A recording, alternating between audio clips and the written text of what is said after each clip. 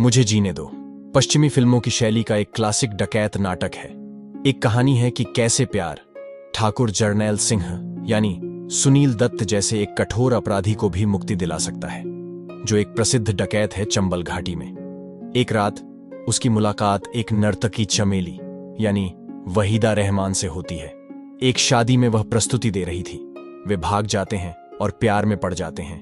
बाद में उनका एक बेटा होता है, लेकिन उनका रोमांस अल्पकालिक है क्योंकि वह पुलिस द्वारा पकड़ा जाने वाला है। तभी जरनैल चमेली को अपने बेटे को पालने के लिए पड़ोसी गांव भेज देता है, क्योंकि वह उसके अंत के बारे में निश्चित है।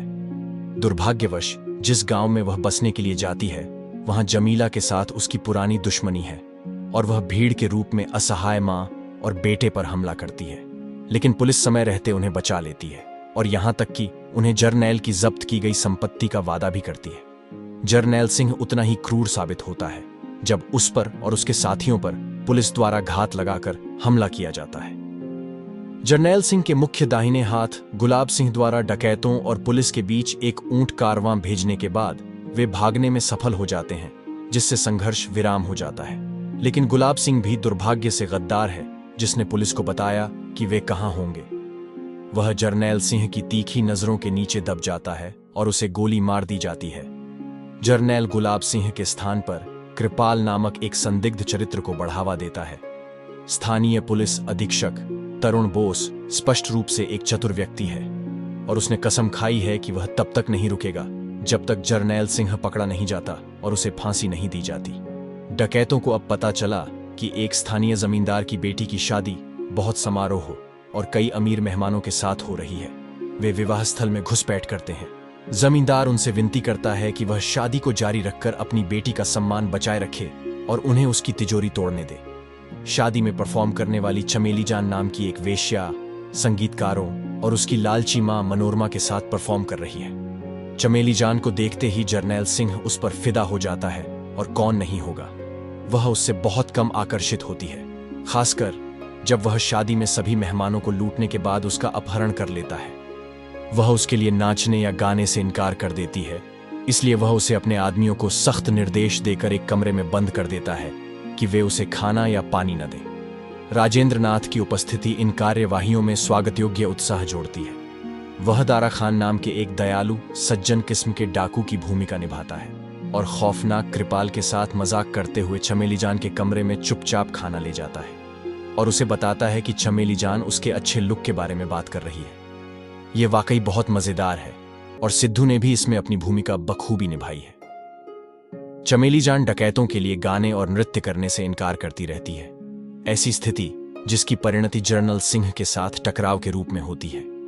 वह एक तवायफ के रूप में उसकी स्थिति पर ताना मारता है, उसे थप्पड़ मारता है और वह एक उग्र लेकिन वाकपटु व्याख्यान के साथ जवाब देती है।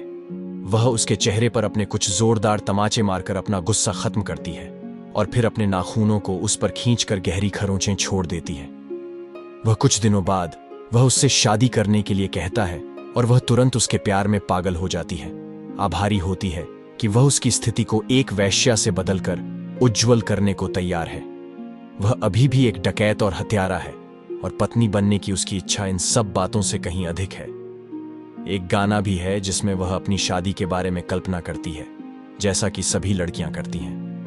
वह इस बारे में कुछ शोर मचाती है कि क्या यह करना सही है। कुछ हद तक मजाकिया अंदाज में पूछती है, लोग क्या कहेंगे? एक डकैत और एक तवायफ की शादी का उसे इसकी परवाह क्यों होगी? ऐसा नहीं है कि उनमें से किसी ने भी भारी मात्रा में सम्मान और स्नेह अर्जित किया हो। जरनैल सिंह को एक हत्यारा से अधिक बनाने का प्रयास किया गया है। विशेष रूप से दारा खान के साथ उनकी दोस्ती ने उनका अधिक सहिष्णु और वफादार पक्ष दिखाया है।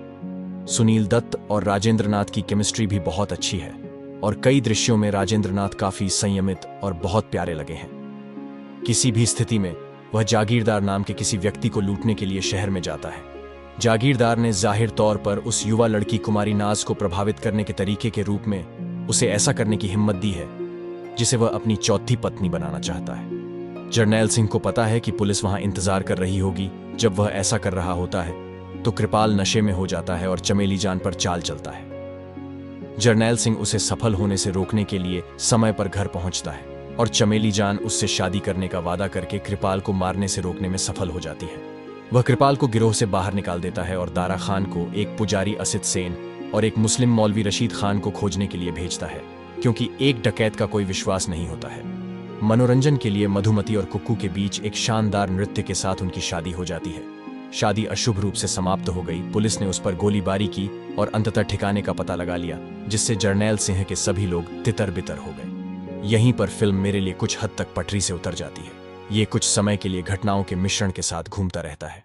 जर्नैल सिंह को अपने छोटे से परिवार को सुरक्षित रखने के लिए उनसे अलग होना होगा, और यह एक ऐसी कहानी है जो केवल आंसुओं में समाप्त हो सकती है। हालांकि पसंदीदा अभिनेताओं की उपस्थिति कुछ हद तक आराम देती है। क्या जर्नैल सिंह अपने भाग्य के लायक हैं? क्या चमेली जान का प्यार और छोटा मोहन उसे बचा पाएगा? चंपा और उसके छोटे लड़के तथा उनके गांव के पुरुषों के बारे में, क्या वे अभी भी बदला लेने की कसम खा रहे हैं? क्या जिद्दी अधीक्षक को उसका आदमी मिल जाएगा? आशा है कि इस फिल्म की कहानी आपको बहुत पसंद आई होगी।